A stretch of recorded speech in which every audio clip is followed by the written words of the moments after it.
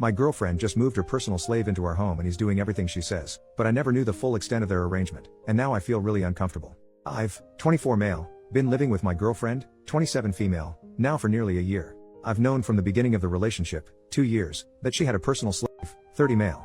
Basically this guy does everything for her, she's in control of his paycheck, he runs errands for her, anything she asks. I've not had an issue with it as I've rarely come into contact with him. Anyway, at the start of this month she announced he was moving in. We talked and she really wanted this, so I said let's test the water. He has now been living here for 2 weeks today, he does everything around the house, is on call 24/7 and he sleeps on the floor. This is his choice. Personally I've been avoiding him as much as possible as I don't really know how to act. It's my home and I'm starting to feel guilty about the whole thing, even though it is my girlfriend who is 100% in charge. She told me to do the same as her, basically shout orders at him and have him do whatever I want. Yeah, I've tried it a few times, like get me a drink, and well it's just not for me. Fast forward this morning and I'm a late riser since I work from home. I catch him licking her shoes, there's actual dirt on them. I was seriously creeped out, but my girlfriend confirmed he likes it.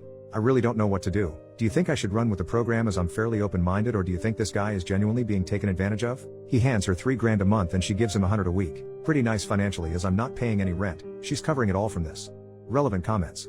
Commenter, I'm in a BDSM relationship and my partner and I are involved in our local scene, so maybe I can lend some insight from that world. What you describe would be considered an irresponsible, harmful dynamic in my community. People who practice kink responsibly know the vital importance of communication, boundaries and consent. Your significant other apparently has not even discussed your boundaries related to her second relationship, has told you to order him around without asking if you consent or even want to engage in that behavior, and you have both failed to communicate effectively about this arrangement. When your significant other first told you about slave, you should have had a long conversation about what slave's presence means to your relationship, what your boundaries are for her and slave, if there will be other slaves in the future, etc. When she informed you he would be moving in, you should have said whoa, inviting a third person into our home needs to be a mutual decision.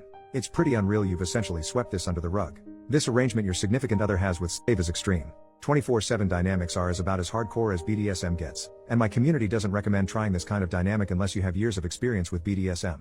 Even then, it's considered risky behavior and many in the BDSM community are skeptical of 24/7 dynamics or see them as unhealthy if not practiced correctly.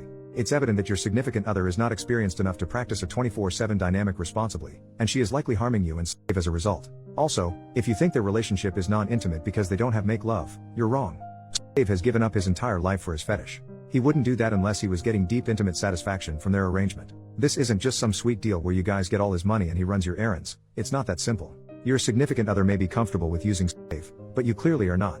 If you want to stay in this relationship, you need to start by having a long talk with your significant other to lay down boundaries. Next, you should go with your significant other, and bring slave too, to local BDSM munches. They are no-play events where kinky people can connect and discuss the lifestyle, and seek advice from experienced kinksters. Tell your significant other that considering the extreme nature of her dynamic with slave, you want to discuss it with experienced kinksters to make sure what she's doing is healthy, safe, sane and consensual for all involved. If she refuses, I would leave. Tell her you're not comfortable being a part of slave's abuse if you don't have a second opinion on if she's doing it safely. OP. Interesting, and it somewhat helped me get my head around this. So 24/7 slave is uncommon. I'm sitting here right now on my tablet, she's watching TV and he's organizing for her. I've not had a chance to bring up my concerns yet, but we'll talk to her tonight when we're alone in our room. I'm going to catch him before he leaves for work in the morning. I feel pretty bad for the guy, but he is genuinely happy. Commenter number 2, but she isn't taking all that money, right? She's just putting some of it away for him, right? OP. Nope. She's always spent his cash. I'd say she's had 6 figures out of him over the years. She brags about it even.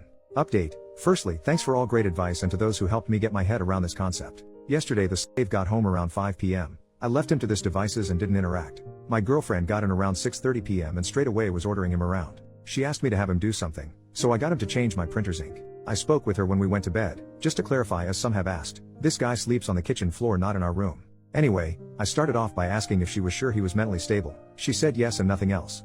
My main concern is this guy's mental well-being. She told me he has family but she is in control of whether he can contact them or not. I knew even if he wasn't mentally stable she wouldn't tell me at this point. I asked what exactly she wants me to do to him. She said to treat him like a slave, to have him do everything for me as he does for her. I said I didn't want a guy licking my shoes clean. Anyway, she was getting pissed off by this point and we went to sleep. I got up early today so I could catch him before he left for work. She leaves a good half an hour before him so we had some time to talk. I asked him straight if he was genuinely fine with this.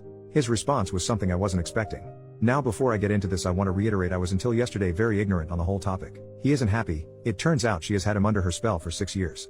I had no idea they'd known each other this long. She'd told him she had only known him a short while before he hooked up. Anyway, the guy is mentally screwed. She's actually destroyed this man. He is into this stuff but somehow manipulated him over the years to becoming her total slave. I asked him why he hasn't ever told anyone and the guy is terrified of her.